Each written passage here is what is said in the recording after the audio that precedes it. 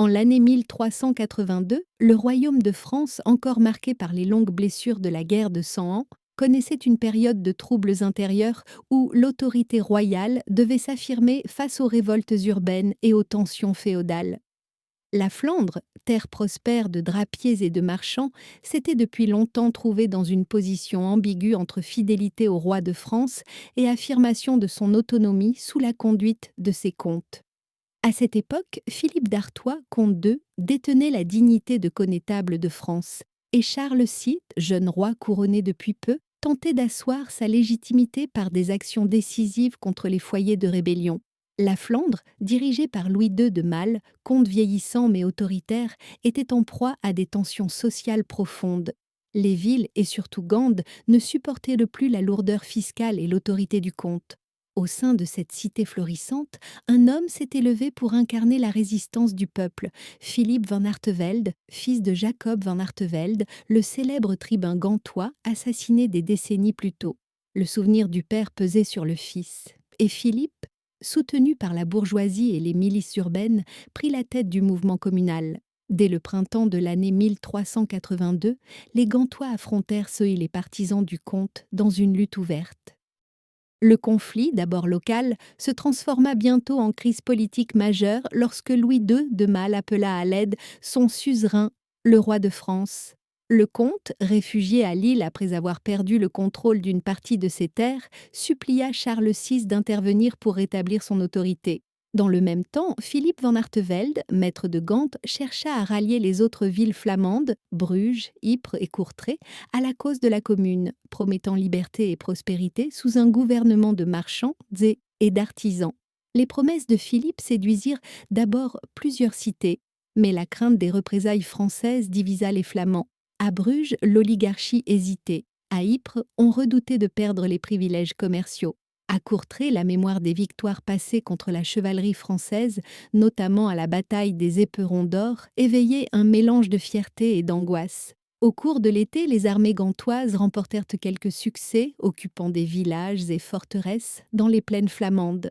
Philippe van Artevelde se montrait un chef énergique, capable de discipline et de stratégie, mais son ambition le poussa bientôt à commettre des erreurs fatales. En octobre, après avoir consolidé son pouvoir sur Gand, il décida de marcher vers Bruges afin de contraindre la ville à se soumettre à son autorité.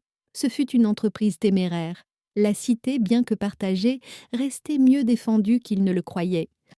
Néanmoins, les troupes de Philippe, composées d'artisans, de drapiers, de charpentiers et de simples paysans armés de piques, avancèrent dès vers le sud-ouest, espérant entraîner les Brugeois dans un soulèvement général. Pendant ce temps, Louis II, pressé par la menace, s'adressa au roi de France par lettres et messagers. Charles VI, jeune homme d'à peine 14 ans, était entouré de ses oncles, les puissants ducs de Bourgogne, de Berry et de Bourbon, qui dominèrent le gouvernement. Le duc de Bourgogne, Philippe le Hardi, était gendre de Louis II et voyait dans cette affaire flamande une occasion d'étendre son influence. Il persuada le roi de lever l'oriflamme de Saint-Denis et de conduire personnellement l'armée royale contre les rebelles. Ainsi fut décidé le rassemblement des troupes françaises à Arras. Là, sous les bannières royales, se réunirent donc chevaliers, archers, arbalétriers et hommes d'armes venus de tout le royaume. Les chroniqueurs, tels que Jean Froissart, rapportent que l'armée comptait plusieurs dizaines de milliers d'hommes, bien disciplinés, commandés par le connétable d'Eu, le maréchal de Sancerre et le duc de Bourgogne lui-même. Le roi, revêtu de son armure d'argent, voulait affirmer sa majesté en personne, bien que les décisions stratégiques fussent prises par ses oncles. Pendant que les Français s'avançaient vers le nord, Philippe van Artevelde tentait de renforcer sa coalition.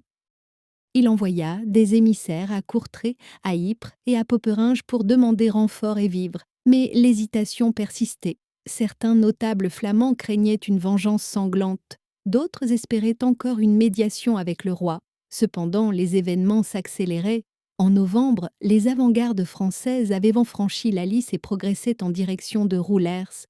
Le comte de Flandre, aux côtés du duc de Bourgogne, suivait avec impatience. La confrontation devenait inévitable. Philippe van Artevelde, apprenant la marche des Français, décida de concentrer ses forces près du village de Roosbeek, non loin de Courtrai et de Roulers, sur une hauteur boueuse et humide, typique des plaines flamandes.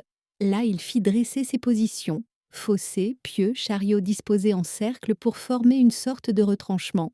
Il espérait reproduire le succès des milices flamandes contre la chevalerie française à la bataille des Éperons d'Or, 72 ans auparavant. Les Gantois, environ 30 000 selon certains récits, étaient pour la plupart des fantassins armés de piques, de maillets et de haches. Ils portaient des cottes de cuir, parfois des pièces d'armure prises à l'ennemi, et se rangeaient en formation serrée. Philippe, monté sur un cheval gris, exhortait ses hommes à tenir bon, rappelant les gloires passées de la Flandre libre. Dans le camp français, la tension montait également. Charles VI, bien que jeune, se montrait calme et recueilli. Ses conseillers, parmi lesquels le duc de Bourgogne, s'accordaient sur la nécessité d'une attaque rapide pour écraser la rébellion avant qu'elle ne se propage. Le 27 novembre, l'armée royale bivouaqua à Ménin, puis s'approcha de Roosbeke au matin du 28. Le brouillard, épais et humide, enveloppait la plaine, rendant les mouvements incertains. Les chroniqueurs rapportent que les Français, pour se repérer, se liaient les uns aux autres par des cordes passées autour des poignets. L'oriflamme du roi, rouge sang, flottait à la tête des troupes. Le duc de Bourgogne commandait l'aile droite, le duc de Bourbon l'aile gauche, tandis que le connétable d'Eu dirigeait le centre avec la bannière royale. Avant la bataille, les prêtres bénirent l'armée et célébrèrent la messe sur le champ même, sous une tente dressée à la hâte. Le jeune roi assista à la cérémonie en silence, conscient qu'il allait affronter des sujets révoltés et non des ennemis étrangers.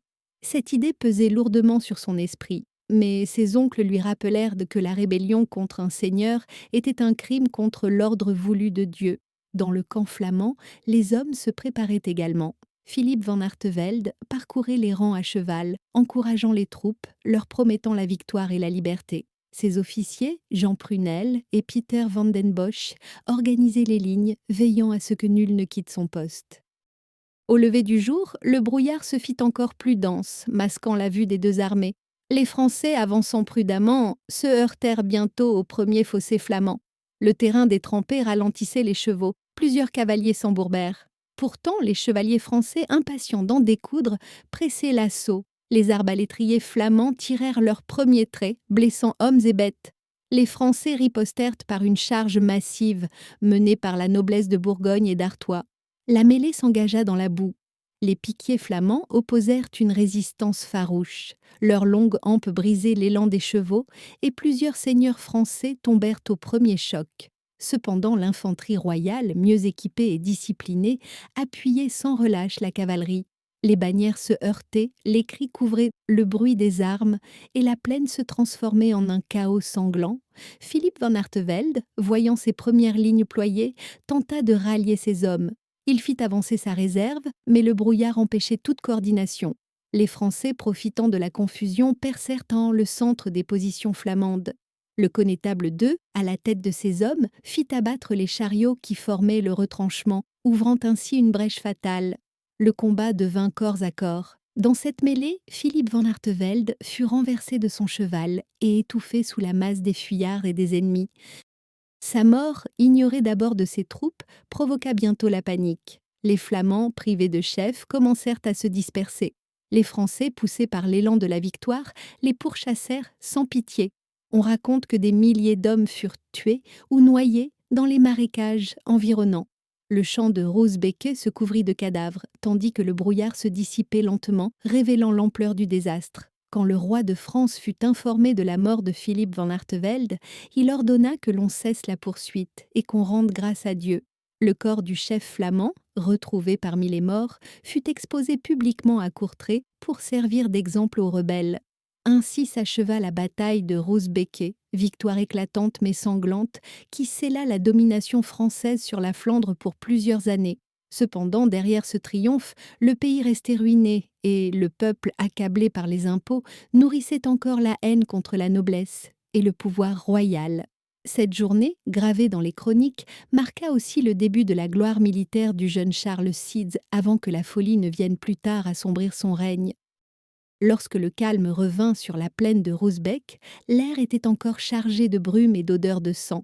Les soldats français, couverts de boue et de sueur, erraient parmi les morts, cherchant leurs compagnons ou dépouillant les vaincus de leurs armes et de leurs chausses. Les cris des blessés montaient par instants. se mêlant aux ordres des officiers qui tentaient de rétablir l'ordre dans le camp royal. Le duc de Bourgogne, Philippe le Hardi, observait le champ de bataille d'un regard grave. Il savait que cette victoire n'était pas seulement celle du roi, mais aussi la sienne. En écrasant la révolte flamande, il consolidait sa puissance sur les riches villes de Flandre dont il convoitait le contrôle. À ses côtés, le comte de Flandre, Louis de Malle, paraissait à la fois soulagé et abattu. Il avait retrouvé sa seigneurie, mais au prix d'un carnage qui ruinait son peuple. Le roi Charles VI, encore adolescent, fut conduit sur le champ pour contempler le résultat de sa première bataille.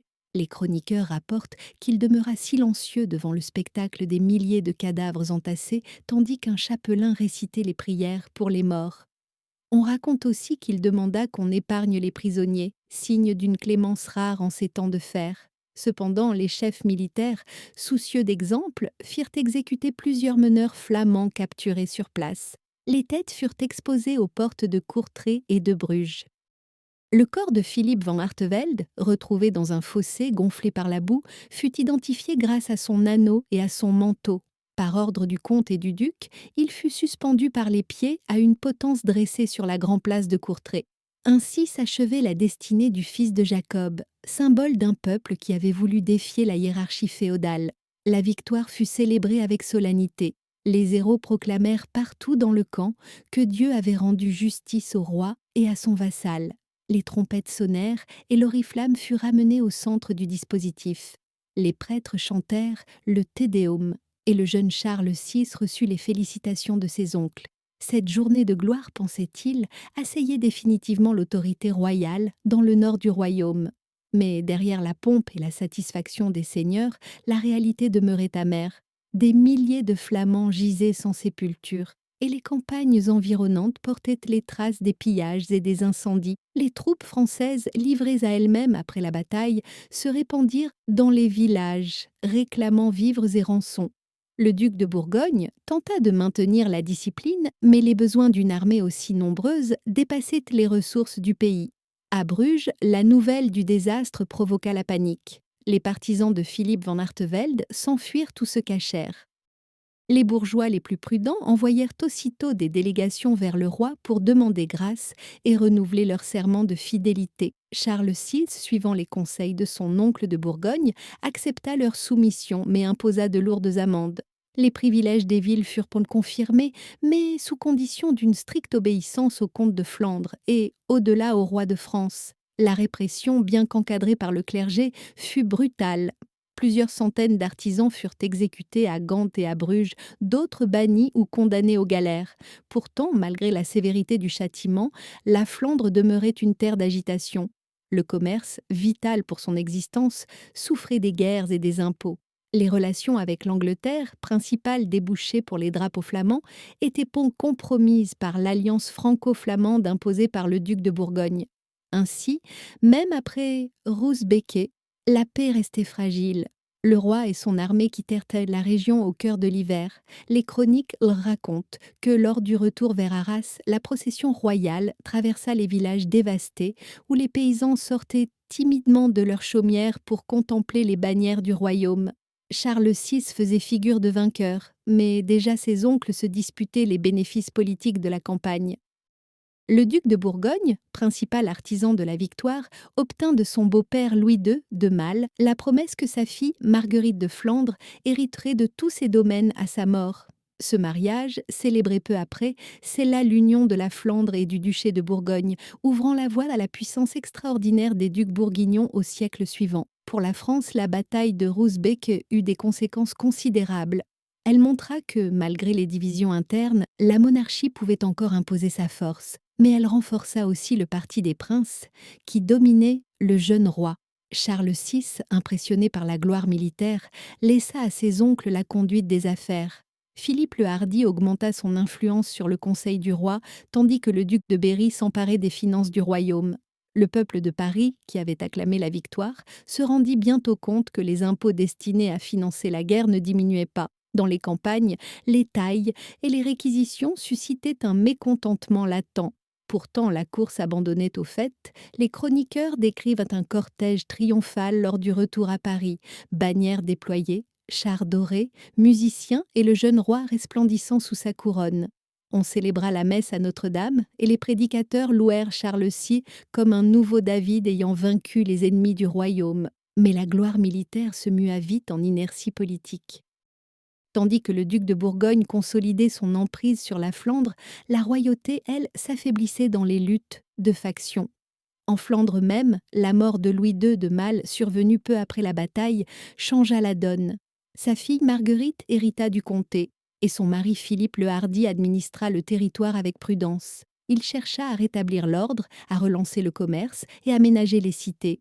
Il sut comprendre que la prospérité flamande était la clé de sa richesse. Sous son autorité, Bruges et Gand retrouvèrent progressivement leur activité, même si la rancune populaire restait vivace. Les familles d'artisans qui avaient perdu des proches à Roosbeke entretenaient la mémoire des martyrs, et dans les tavernes, on murmurait encore le nom de Philippe van Artevelde, comme celui d'un héros trahi par le destin. Les chanoines et les chroniqueurs flamands, tout en condamnant la révolte, reconnaissaient le courage du peuple. Dans les années qui suivirent, de nombreuses chroniques furent rédigées pour raconter la bataille, souvent en reprenant les récits de Jean Froissart, témoin attentif des événements. Froissart, qui connaissait bien la Flandre et la cour de Bourgogne, décrivit avec un art subtil la fureur du combat et la grandeur tragique des deux camps. Pour lui, Roosbeke fut la revanche de la noblesse sur les communes, mais aussi un avertissement contre l'orgueil des princes.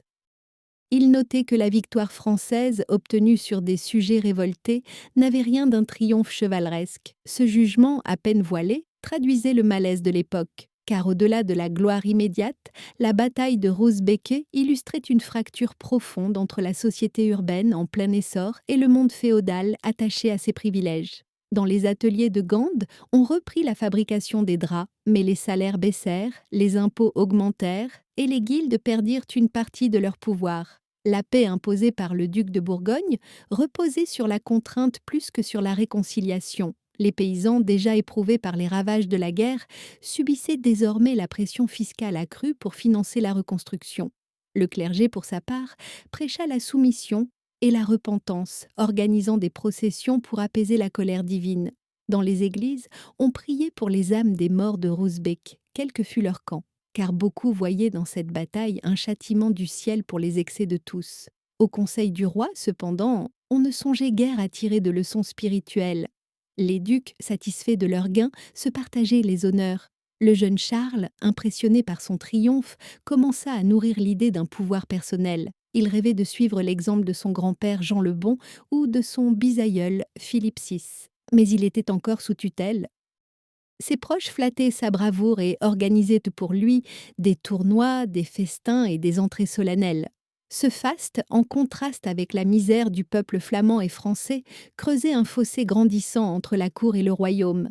Pendant ce temps, les relations internationales se modifiaient. L'Angleterre, alliée traditionnelle de certaines villes flamandes, voyait d'un mauvais œil l'ascension bourguignonne.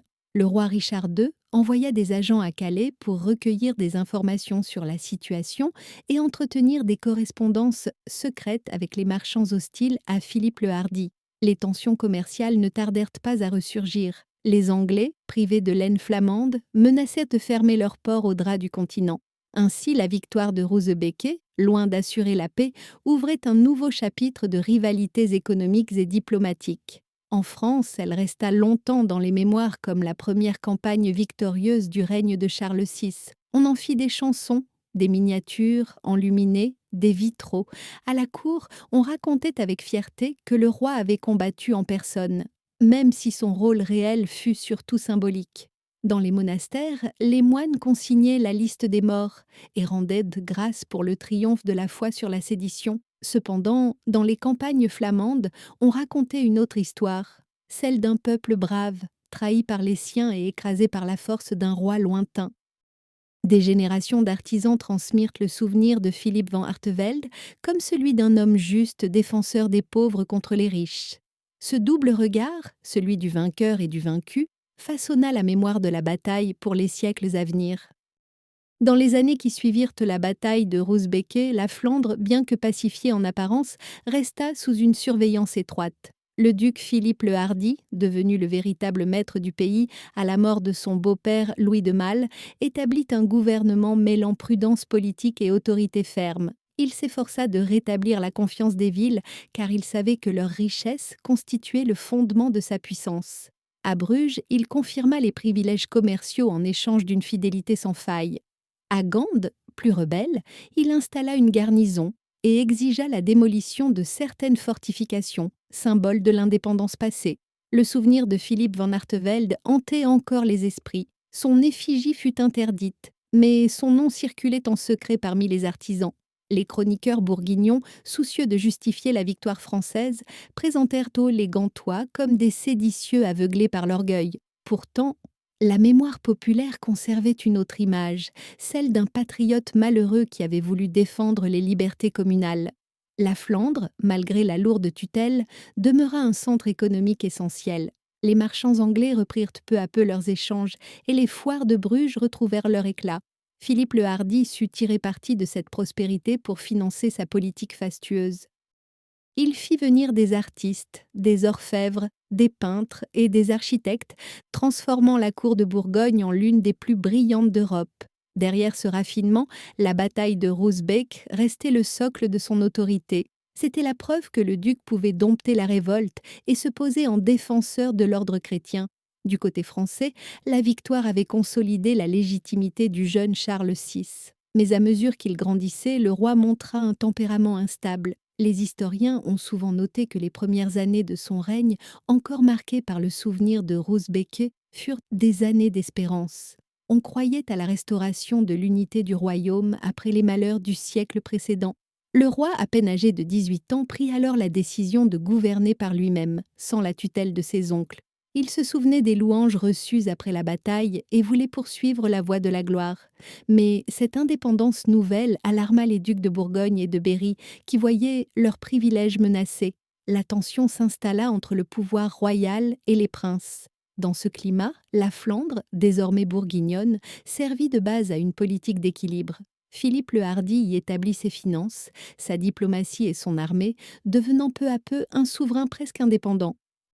Ainsi, paradoxalement, la victoire française à Roosbeek ouvrit la voie à l'ascension d'un État semi-autonome qui, dans les décennies suivantes, rivaliserait avec la monarchie elle-même. Tandis que les grands se disputaient le pouvoir, la population continuait de souffrir. Les campagnes de Flandre et du nord de la France portaient encore les cicatrices de la guerre, champs abandonnés, moulins brûlés, routes infestées de routiers. Les chroniqueurs décrivent la misère des paysans réduits à mendier sur les marchés de Bruges et de Lille. Les marchands, eux, tentaient de ranimer le commerce en formant des ligues et en obtenant du duc des exemptions de taxes. Lentement, la prospérité revint, mais jamais la confiance ne fut complète. La peur d'une nouvelle insurrection hantait les autorités. Dans les sermons, les prêtres rappelaient les malheurs de la rébellion et louaient l'obéissance. On disait que Dieu avait puni l'orgueil des Gantois à Roosbeek, comme il avait jadis puni celui de Babylone. Ce discours convenait au pouvoir bourguignon, qui se présentait comme garant de la paix divine. Pourtant, dans les tavernes, les conteurs rapportaient tout d'autres versions. Ils disaient que les Français avaient vaincu par la ruse et non par la bravoure, que Philippe van Artevelde était tombé en héros fidèle à son peuple et que son âme rôdait encore la nuit sur les plaines de Roulers. Ainsi se construisait une mémoire double, officielle et populaire, glorieuse et douloureuse à la fois. Au sein du royaume de France, Roosbeek resta longtemps un exemple cité dans les écoles de chevalerie. Les maîtres d'armes enseignaient aux jeunes nobles la discipline et la coordination qu'avait exigé la victoire. On vantait la prudence du duc de Bourgogne, la bravoure du connétable d'Eu, la majesté du roi adolescent. Mais derrière ces récits, un autre constat s'imposait. Les batailles intérieures déchiraient le royaume presque autant que celles contre l'ennemi anglais. Quelques années après Roosbeek, la folie du roi Charles éclata, plongeant la France dans le désordre. Les mêmes princes qui l'avaient conduit à la victoire se disputèrent alors sa tutelle. Le souvenir de Roosbeek servit à légitimer leurs ambitions. Chacun prétendait être l'héritier du roi victorieux de Flandre. Le duc de Bourgogne, fort de ses ressources flamandes, prit la tête du gouvernement, tandis que le duc d'Orléans contestait son autorité. Ce conflit allait bientôt dégénérer en guerre civile entre Armagnac et Bourguignon. Ainsi, la bataille de Roosbeek, conçue comme une réaffirmation de l'unité royale, devint paradoxalement le prélude à la division du royaume. Pendant ce temps, la Flandre, prospère mais soumise, restait au cœur des échanges économiques européens. Bruges demeurait un port essentiel pour les marchands d'Italie, d'Allemagne et d'Angleterre. Le souvenir de la bataille servait parfois d'argument politique. Les ducs bourguignons rappelaient leur rôle de protecteurs du commerce contre l'anarchie. Sous leur règne, les villes flamandes connurent un renouveau artistique et culturel. Peintres, enlumineurs et musiciens y trouvèrent refuge. Les chroniques de Froissart et celles de Georges Chastelain fixèrent pour longtemps la mémoire de Roosbeek dans un récit où la chevalerie triomphait de la sédition. Pourtant, certains auteurs plus tardifs, influencés par l'esprit humaniste, y virent un drame social plutôt qu'une épopée. Ils soulignèrent la misère des artisans, la dureté des seigneurs, la fragilité des victoires obtenues par la force. Dans les archives des villes flamandes, les registres municipaux témoignent encore des confiscations, des amendes et des serments imposés après la bataille. Ces documents révèlent une autre dimension du conflit, celle d'une lutte entre deux conceptions du pouvoir, l'une fondée sur la tradition féodale, l'autre sur l'autonomie urbaine. Roosbeek ne fut donc pas seulement une bataille militaire, mais aussi un moment de bascule dans l'histoire politique de l'Europe du Nord. En détruisant l'expérience communale de Gand, elle retarda de plusieurs siècles l'émancipation civique des villes flamandes. Cependant, elle permit la naissance d'un État bourguignon centralisé, préfigurant les monarchies modernes. Le sang versé sur la plaine de Roosbeek nourrissait ainsi les racines d'un ordre nouveau. Les générations suivantes, en relisant les chroniques, virent dans cet affrontement une parabole morale. Les peintres du XVe siècle représentèrent comme parfois la bataille dans leur retable. Au centre, le jeune roi en armure resplendissante, à gauche, les chevaliers de Bourgogne, à droite, les milices flamandes entassées dans la boue. Ces images, commandées par les ducs eux-mêmes, servaient à justifier leur pouvoir et à rappeler la vanité de toute révolte. Mais d'autres œuvres, plus discrètes, montrèrent la détresse des vaincus. Mères cherchant leurs fils, artisans priant sur les ruines de Gand. Cette dualité traversa la mémoire collective. Même plusieurs siècles plus tard, lorsque les historiens du XIXe siècle redécouvrirent la Flandre médiévale, ils virent en Philippe van Artevelde une figure romantique de liberté, opposée à la tyrannie des princes. Le mythe populaire avait survécu à la défaite. Pour les Français, en revanche, Roosbeek resta une date glorieuse, associée à la jeunesse héroïque de Charles VI avant la folie. Les chroniqueurs de la cour rappelaient que le roi avait porté lui-même l'épée et donné courage à ses hommes. Les poètes composaient des vers louant la vaillance française et la soumission retrouvée des Flamands. Dans la liturgie, on institua même des prières d'action de grâce dans certaines églises.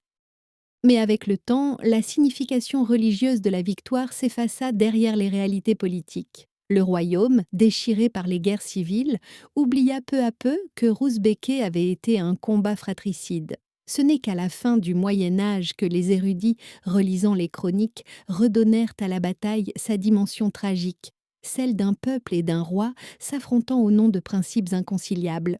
Aujourd'hui encore, les historiens considèrent Roosbeek comme l'un des épisodes les plus révélateurs de la tension entre la féodalité et les communes urbaines. La topographie du champ de bataille, situé près de West-Roosbeek, a été étudiée par les archéologues. On y a retrouvé des pointes de pique, des fragments d'armure, des anneaux et même des pièces de monnaie frappées à l'effigie du comte de Flandre. Ces découvertes confirment les récits des chroniqueurs sur la densité du combat et la violence des affrontements. Le terrain encore humide semble avoir conservé la mémoire du sang versé. Des monuments commémoratifs y furent érigés à l'époque moderne, rappelant la date fatidique du 28 novembre 1382. Chaque année, quelques associations locales y déposent des fleurs, témoignant que malgré les siècles, le souvenir de cette journée subsiste dans la conscience flamande. Pour les habitants de la région, Roosbeek n'est plus seulement une bataille, c'est un symbole de courage, de fierté et de douleur. Les historiens français, eux, y voient la dernière grande victoire de la chevalerie médiévale avant l'ère des armes à feu et des guerres nouvelles. Dans ce choc entre cavalerie noble et infanterie urbaine, ils lisent la fin d'un monde. Après Roosbeek, plus aucune bataille en Europe ne devait reproduire exactement ce modèle. La discipline, la stratégie et surtout la poudre allaient pour bientôt changer la phase de la guerre. Ainsi, le champ boueux de Flandre, théâtre d'un affrontement apparemment local, annonçait déjà les transformations profondes de l'histoire européenne. Si la victoire française fut éclatante, elle fut aussi éphémère. La Flandre, quelques décennies plus tard, entra dans le vaste ensemble bourguignon qui s'émancipa presque totalement de la tutelle royale. Les ducs de Bourgogne, héritiers de Philippe le Hardi, firent de Gand, Bruges et Lille les capitales d'un État moderne, plus riche que le royaume de France lui-même. L'ironie de l'histoire voulut que la victoire de Rosbecque, obtenue au nom du roi, prépara la montée en puissance d'un rival redoutable. Quand, au siècle suivant, les rois de France durent affronter Charles le Téméraire, ils se souvinrent peut-être que tout avait commencé ce matin de novembre, dans les plaines flamandes. Là, un adolescent couronné avait goûté pour la première fois à la gloire et au pouvoir, tandis qu'un peuple de tisserands avait perdu son rêve de liberté. Et dans cette rencontre entre deux destins, celui d'un roi voué à la folie et celui d'un peuple voué à la résistance, se trouve tout le sens tragique de la bataille de Rosbecque.